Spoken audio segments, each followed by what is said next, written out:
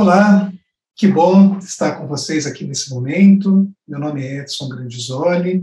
Eu tenho muito orgulho de ser diretor educacional e ser também embaixador do Movimento Circular.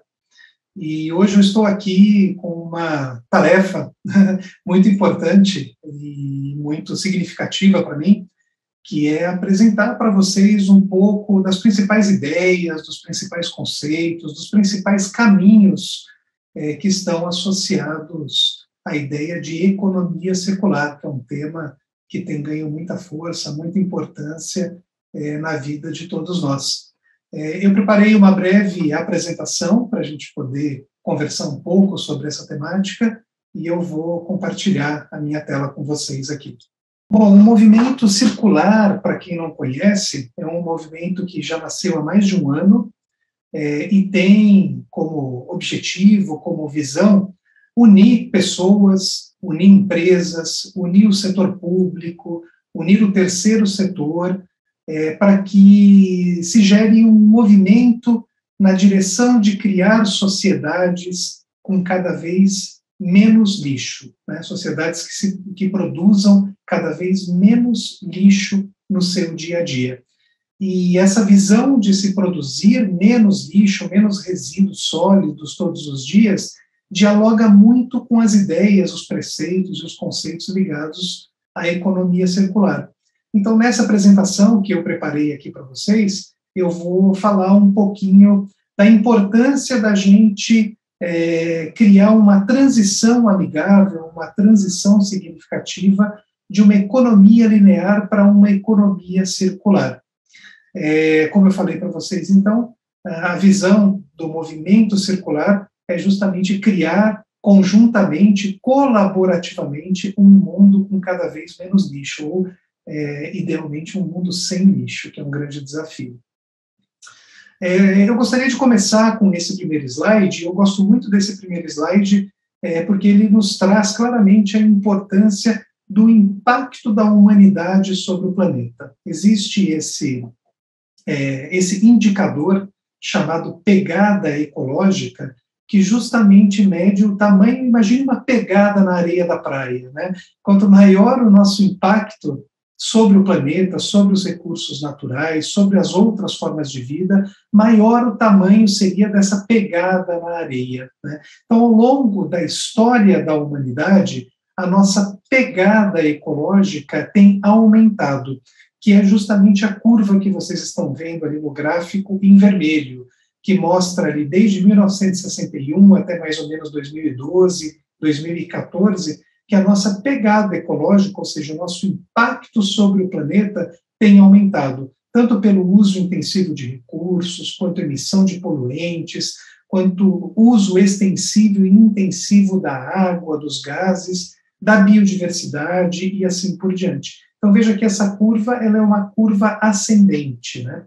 Ao mesmo tempo que a curva vermelha da nossa pegada ecológica é ascendente, a curva verde, que é chamada de biocapacidade, ou seja, a capacidade que a natureza e o planeta têm de nos fornecer os recursos tão vitais para a nossa sobrevivência, e, de novo, não só para a nossa sobrevivência, mas da sobrevivência de todas as outras formas de vida que dividem esse planeta conosco. Nós estamos minando, nós estamos diminuindo de maneira bastante rápida e bastante intensiva a biocapacidade do planeta, ou seja, a capacidade que o planeta tem de sustentar a vida. Então veja que hoje, já no século XXI, nós temos ali um déficit que hoje gira em torno de 60% a 70%, né? Então nós precisamos de mais de um planeta, quase 2 planetas em média, para sustentar o estilo de vida que a gente tem levado agora. E isso, no meu ponto de vista, é a concretização da palavra insustentável ou insustentabilidade. Nós não podemos e não devemos, né, manter essa diferença, né? Nós não podemos minar a capacidade do planeta de garantir a vida em detrimento às nossas necessidades, a suprir as necessidades de apenas uma única espécie do planeta.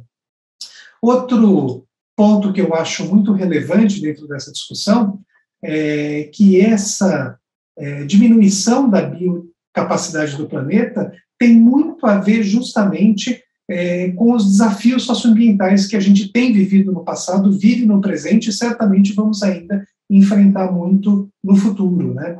Eu separei para vocês aqui alguns desafios socioambientais, aqui nessa primeira figura em cima à esquerda, a gente está vendo aí justamente o rompimento da barragem em Brumadinho, em Minas Gerais, né, que prejudicou, né, uma enorme área de floresta, de campo, sem falar no Rio Doce, né, então a gente teve um prejuízo socioambiental e não só ambiental, né, muito grande. Foi um desafio que a gente não pode perder de vista, a gente não pode esquecer que ele aconteceu. Nesses últimos anos, a figura ao lado, né, mostra justamente a intensificação das queimadas, em especial no Pantanal e na Amazônia, né, e à medida que a gente vai queimando as nossas florestas, os nossos ambientes naturais, a gente libera uma grande quantidade de carbono para o ar, que tem colaborado diretamente com questões ligadas às mudanças climáticas. A figura de baixo, à esquerda, a gente está vendo também um outro desafio socioambiental que a gente teve recentemente, né, na história do Brasil, que foi o derramamento de óleo na costa brasileira, né, que prejudicou aí uma infinidade poluiu, né, uma infinidade de praias da nossa belíssima costa, né, e também prejudicou aí os processos ecológicos de várias espécies de animais e de plantas e de algas, né, considerando o ambiente marinho. E à direita, por fim, é um desafio muito grande também relacionado, por exemplo, ao uso intensivo de agrotóxicos, né, que garante aí uma certa produtividade maior do ponto de vista da agricultura, mas que a gente sabe que prejudica a nossa saúde diretamente, né, o excesso de agrotóxicos, bem como esses venenos também acabam sacrificando, acabam matando uma grande quantidade de insetos que são fundamentais para a produção de frutas, por exemplo, que são os insetos polinizadores, em especial as abelhas, né? Então a gente tem vivido e está vivendo momentos muito desafiadores do ponto de vista socioambiental. E isso, para mim, é um reflexo muito direto das escolhas que a gente tem feito enquanto espécie, né? Então, ao longo da nossa história no planeta, nós temos nos afastado cada vez mais da natureza e das questões ambientais, né? Hoje nós somos a esmagadora maior parte da nossa população vive em cidades, muito desconectado do que está acontecendo no campo, na Amazônia, no Pantanal, ou seja, nos ambientes ditos naturais. E essa desconexão ela é muito significativa, né? Porque uma vez que a gente não sabe ou não conhece os nossos impactos sobre esses ambientes, nós também não podemos colaborar com a sua preservação, com a sua conservação. Então, nós precisamos aí, um ponto fundamental da nossa história agora, é nós nos reconectarmos com essa história, com a história natural, que nós também somos parte fundamental e integrante da natureza, e precisamos conhecer os nossos impactos sobre ela. Só assim que a gente vai poder, ou esse é um dos principais caminhos pelo qual a gente vai poder colaborar com a virada nesse jogo, né? Começar a pensar de forma diferente do que a gente tem pensado aí nos últimos 300 ou 400 anos. E, fruto desse estilo de vida desconectado na natureza e altamente urbanizado, um dos resultados indesejáveis, eu diria, é justamente a enorme geração de resíduo, de lixo todos os dias, né? A gente tem mais ou menos sendo produzidos 1,5 bilhão de toneladas de lixo por ano no mundo. Quer dizer, você pode fazer a conta e dividir isso por 7,5 bilhões de pessoas, para você ter ideia, mais ou menos, em média, quanto cada habitante do planeta produz resíduos por dia. E nós já estamos enfrentando uma crise, já não agora, mas já há alguns anos, né, de para onde mandar tanto lixo, para onde mandar tanto resíduo, né? Muitos lixões, muitos aterros sanitários já estão saturados, e isso já está acontecendo, inclusive, em países outros que não o Brasil, e muitos desses países fora acabam mandando e exportam os seus resíduos para outros países, né? Quer dizer, utilizam o território de outros países como grandes aterros sanitários, grandes lixões, né? Então, esse é um desafio, é um problema gigantesco da contemporaneidade, né? O que e como nós vamos lidar com todo esse lixo? E a gente sabe que dentro desse lixo aí, existe uma grande riqueza que pode ser ainda aproveitada e reaproveitada, mas pela nossa cultura, pelo nosso estilo de vida, a tendência é a gente descartar cada vez mais.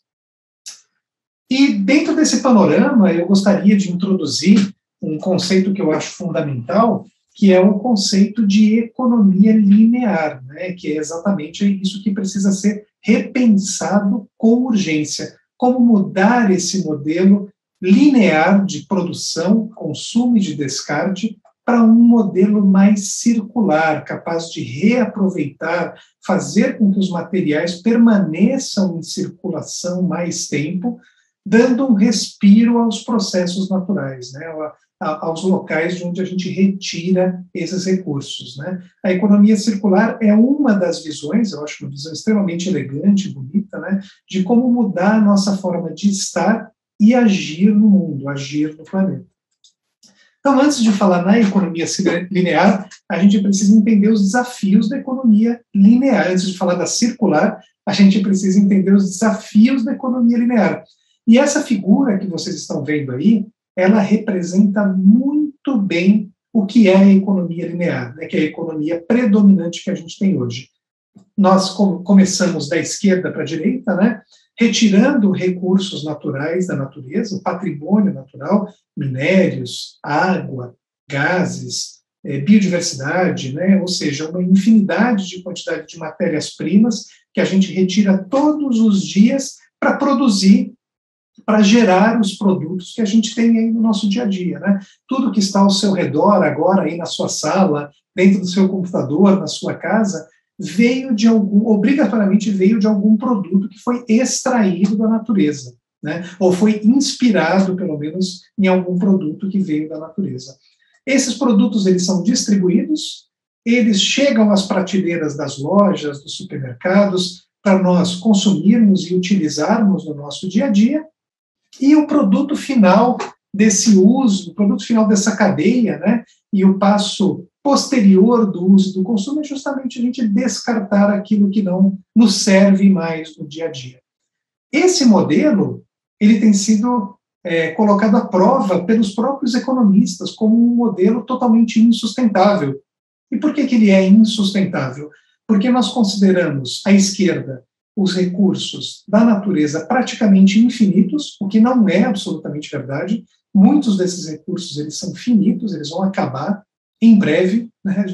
A gente vai ver alguns desses produtos acabarem na natureza, e ao longo de toda essa cadeia, a enorme quantidade de lixo que a gente produz visualiza um planeta capaz de metabolizar todo esse lixo também de maneira infinita, o que não é verdade, né? Nós vemos aí altos níveis de poluição do ar, poluição do solo, muito relacionados justamente a esse excesso de descarte do lixo que a gente tem dentro desse modelo de economia linear, né? Lembrando que nem todo mundo contribui da mesma maneira para essa sequência, né? Existem pessoas que consomem, países e pessoas que consomem muito mais do que outras pessoas, mas, de qualquer forma, o modelo é válido, né? E ele tem que ser repensado, a gente tem que visualizar alternativas a ele de maneira muito rápida, de maneira muito urgente.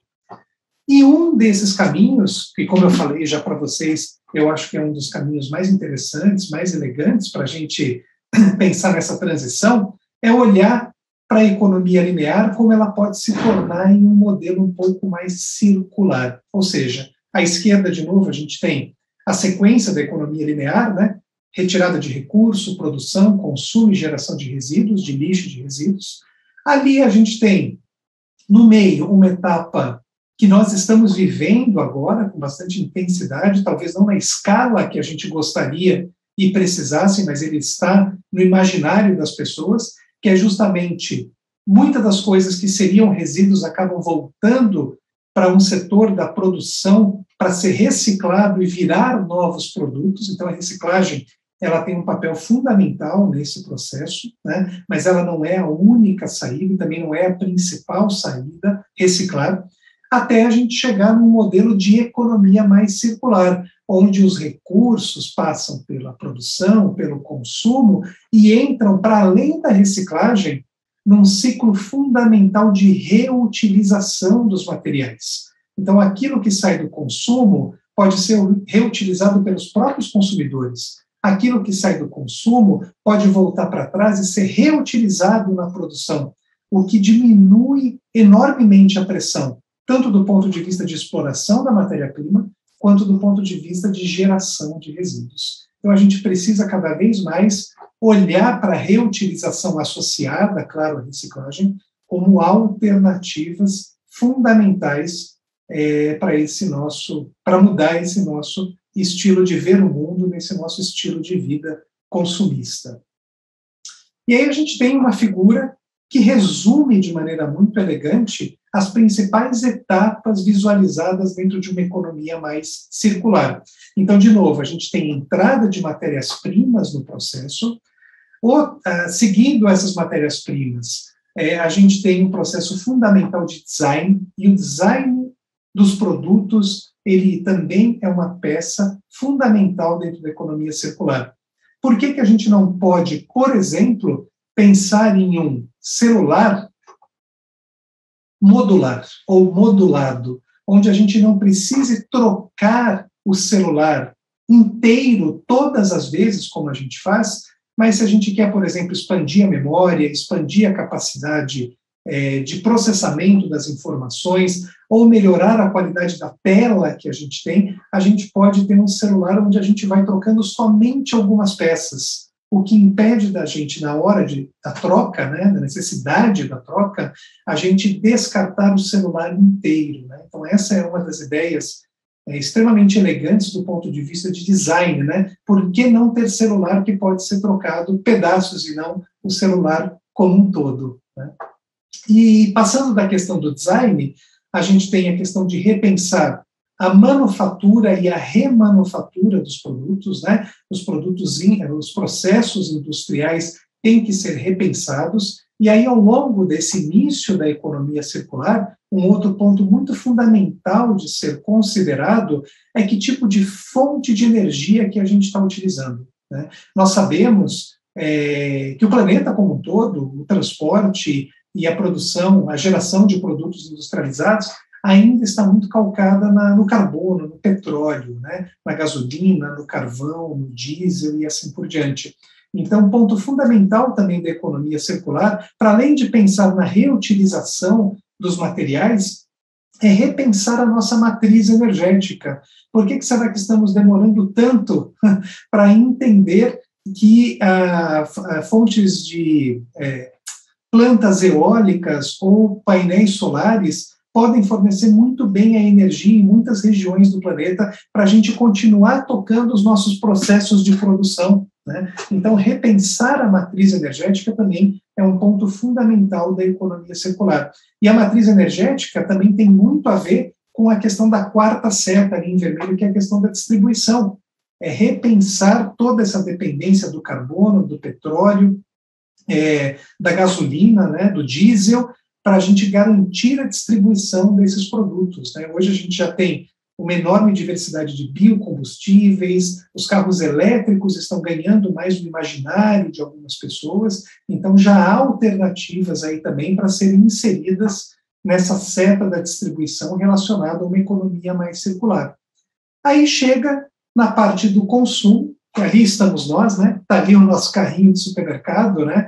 Nós temos aí o poder como consumidor de optar por produtos que sejam mais sustentáveis, ou mesmo de reduzir o nosso consumo de determinados produtos, e também pensar num ciclo interno de reutilização desses materiais que fazem parte dos produtos, que, como eu já coloquei, podem voltar para trás, né, para o design, serem utilizados de novo na produção de novos materiais. Então, de novo, né, o reuso, a reutilização tem papel-chave dentro da economia circular. E por que não pensar também em reparar aquilo que quebra? Né? Eu sei que muitas vezes um celular quebra, uma televisão quebra, um aparelho quebra, fica mais barato, às vezes, comprar um novo do que mandar reparar. Mas essa é uma cultura também, mandar arrumar, né? Mas essa é uma cultura também que precisa ser repensada no nosso dia a dia. As pessoas que têm condições de arrumar os seus produtos quebrados, também estão colaborando muito para a diminuição da pressão nos ambientes naturais, né? Então, nosso papel ali no carrinho do supermercado, na hora da escolha, como consumidor, também é um papel fundamental.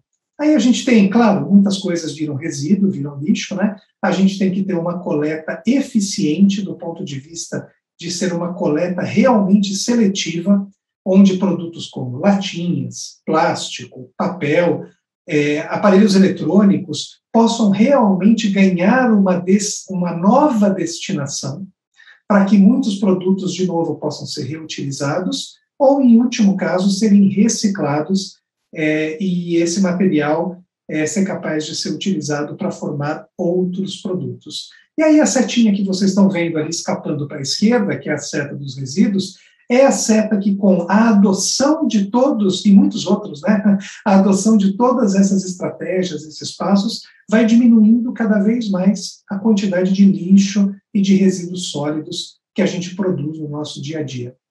Veja que uma coisa muito importante é que nós não estamos colocando a responsabilidade só na mão do consumidor, como acontece muitas vezes. O consumidor tem o poder de selecionar aquilo que compra. Não. Aí a gente tem um círculo virtuoso onde todos os atores dessa cadeia são responsáveis por mudar esses processos. Quem explora a matéria-prima, quem pensa no design, quem gera os produtos, quem distribui, ou seja, a economia circular também traz à tona a importância da corresponsabilização dos atores. Indústrias, governo, projetistas, ONGs e população, todo mundo tem responsabilidade na mudança, na transição de um modelo linear para um modelo mais circular. Isso é muito importante. Queria só ler para vocês, agora acho que baseado no que eu coloquei para vocês no slide anterior, queria ler para vocês os principais princípios, os 3 principais princípios da economia circular. Primeiro, preservar e aumentar o capital natural, controlando estoques finitos e equilibrando os fluxos de recursos renováveis. Quando há necessidade de recursos, a economia circular é capaz de selecionar esses produtos, esses materiais com sensatez, e sempre que possível, criar tecnologias para que esses recursos voltem novamente para serem reutilizados. O princípio número 2, otimizar a produção de recursos, fazendo circular produtos, componentes e materiais no mais alto nível de utilidade o tempo todo, tanto no ciclo técnico quanto no biológico, ou seja, tanto aquilo que acontece dentro das fábricas, da indústria, quanto aquilo que é retirado da natureza, que é considerado aí chamado de ciclo biológico, né? De acordo com a Fundação Ellen MacArthur, que é uma das principais fundações que trabalha com a questão da economia circular, isso é sinônimo de projetar para remanufatura, ou seja, projetar para reutilizar, de modo que os componentes e materiais continuem circulando e contribuindo para a economia, ou seja, que eles não sejam descartados tão rapidamente como tem acontecido nos últimos séculos. E o princípio número 3, fomentar a eficácia do sistema, revelando as externalidades, ou seja, os problemas que são causados por esse modelo linear e excluindo-as dos projetos. De novo, para a Fundação Ellen MacArthur, isso inclui a redução de danos a produtos e serviços de que os seres humanos precisam, como alimento, transporte, habitação, educação, entre outros, e a gestão dos problemas que esses processos causam, que são chamados externalidades, né, como o uso da terra, do ar, da água e a poluição que isso é gerada, tem que ser o tempo todo repensado, mitigado e adaptado para reduzir cada vez mais esses problemas, esses danos aos ambientes naturais. Então veja que a economia circular, ela se baseia muito nesse princípio que imita muito os ambientes naturais, né? Da folha que cai da árvore, que vai ser degradada, que pode ser reaproveitada por outras plantas, né? Ou seja, transformar a nossa economia dentro de uma lógica de uma racionalidade de reaproveitamento, uma racionalidade mais circular. E aí você está falando para mim, mas na prática como é que isso acontece? E é o que eu quero mostrar para você agora, né? Quais são as oportunidades que têm surgido nas últimas décadas relacionadas à economia circular? Primeiro, e eu acho que isso no Brasil e em todos os países do mundo é muito significativo e tem que ser lembrado, né? que é o cooperativismo, a criação de cooperativas de catadores, por exemplo, como essa foto que vocês estão vendo aí, né? A questão do lixo, dos resíduos, acabou gerando uma enorme oportunidade para pessoas que antes estavam ou marginalizadas ou fora do mercado de trabalho. São pessoas que encontraram nas cooperativas, no cooperativismo, um modo de colaborar com a sociedade, com a natureza e consigo próprio, do ponto de vista de ter um trabalho digno, um trabalho que colabora com a sua própria vida e que colabora com a vida de todos nós. Então, isso já é muito claro na Política Nacional de Resíduos Sólidos no Brasil, né, a importância das cooperativas, do cooperativismo e dos catadores dentro dessa lógica circular que a gente está querendo cada vez mais implantar. Uma outra forma, e aí agora eu gostaria de mostrar para vocês um projeto, né, que é o projeto Compostar, que é muito interessante esse projeto, porque ele funciona por assinatura, ele tem um aplicativo, né? Você se cadastra e funciona por assinatura. O pessoal do Compostar vai até a sua casa e retira somente resíduos orgânicos, ou seja, resto de comida, resto do preparo dos alimentos, né, que normalmente iriam para o lixo. Aliás, vale lembrar, né, o nosso lixo ali, de todo dia, ele é formado mais ou menos 50% em peso por resíduos orgânicos. Isso é muito significativo, porque esses resíduos orgânicos também vão ser degradados, emitindo gases de efeito estufa nos lixões e nos aterros, né? Eles retiram esse resíduo orgânico, colocam esses resíduos para formar composto, formar adubo, eles compostam esse resíduo orgânico e depois de 30, 40 dias, eles levam na sua casa um saquinho de adubo orgânico para você utilizar nas suas plantas, na sua horta, caso você tenha em casa, e também uma pequena muda de hortaliça, né? Ou seja, o projeto Compostar dá um destino muito mais nobre aos resíduos orgânicos que iriam para o lixo comum, né, para virar adubo e para estimular as pessoas a terem uma mini horta, uma mini plantação nas suas casas, né? Mesmo em floreira de apartamento dá para fazer, porque eu já fiz, eu já plantei alface algumas vezes na floreira do apartamento que eu costumava morar. Um outro projeto que é muito legal, que é o aplicativo Cataqui. O aplicativo Cataqui também você instala no seu celular, e dentro desse aplicativo você tem dezenas de catadores cadastrados. Então você, através do aplicativo, é capaz de encontrar o catador mais próximo da sua região, da sua residência, você combina com ele a retirada do seu material, pode ser até entulho, né? Em muitos casos tem alguns catadores que são especializados na questão de entulho de obra, por exemplo, e esses catadores, eles vêm até a sua casa, retiram esse resíduo e levam para as cooperativas, né? Então está aí a tecnologia, os aplicativos de celular colaborando para colocar em contato pessoas que coletam os seus resíduos com geradores, né? Pessoas que coletam com os geradores. Hoje a gente tem uma visão de que os catadores coletam cerca de 90% de tudo que é reciclado no Brasil. Eles são trabalhadores autônomos, ainda muitos poucos não são regulamentados, né, mas as cooperativas estão justamente correndo nessa direção, né, de tornar esse trabalho um trabalho regulamentado, e no Brasil existem mais ou menos hoje de 800 a 1 milhão de catadores, né, e no Cataqui, certamente esse número já está um pouco desatualizado, já tem muito mais do que 1.400 a 1.500 catadores cadastrados. Então veja que é uma solução extremamente criativa e importante, que usa a tecnologia do dia a dia para aproximar quem gera resíduo de quem dá um destino mais nobre a eles.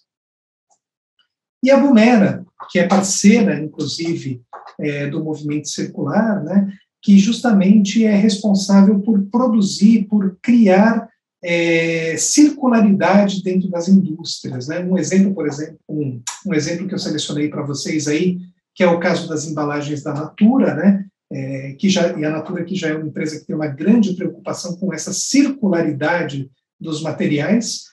Junto com a Bumera, eles produziram aí todo um círculo virtuoso de reaproveitar aqueles pininhos dosadores dos produtos da Natura, que são aqueles pininhos pretos que vocês estão vendo ali na imagem, né? Eles vão ser reaproveitados para gerar novas embalagens a partir daquele material, além de outros produtos, né? E nesse ciclo envolve não só a indústria, mas também nós consumidores e certamente os cooperados, as cooperativas de catadores, né? Então tem aí um processo muito interessante de ganha-ganha-ganha, né, dos consumidores em relação à indústria, em relação às cooperativas de catadores, para a gente, de novo, criar soluções possíveis e criativas para o nosso resíduo ali do dia a dia. Então vale a pena você dar uma visitada aí no site da Boomera, para conhecer um pouco outras iniciativas para além dessa que eu estou mostrando para vocês.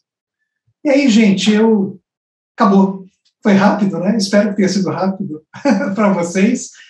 Como eu falei para vocês, eu trouxe apenas um primeiro movimento do que entender a importância da economia circular, os seus processos. Nós sabemos que essa é uma transição importante, mas é uma transição que envolve você levar todo mundo junto com você, né? Todos nós temos que caminhar na mesma direção para criar essas alternativas, e é muito importante sempre valorizar todas as empresas, pessoas, organizações que já estão fazendo parte, criando soluções para a gente tornar o mundo e as sociedades cada vez mais um lugar mais circular. Convido vocês agora a visitar o site, a plataforma do Movimento Circular. O endereço é movimentocircular.io.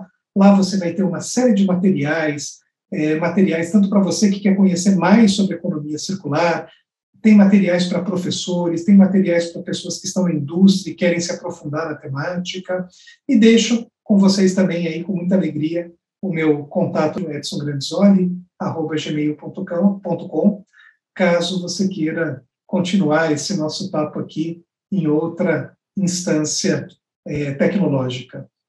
Então, de novo, quero agradecer muito. Foi uma honra poder estar aqui com vocês nesse momento, falando um pouquinho dessa temática que me move todos os dias da economia circular, e espero que você tenha curtido e que a gente possa se encontrar outras vezes por aí. Obrigado, gente, foi uma honra, viu? Um abraço.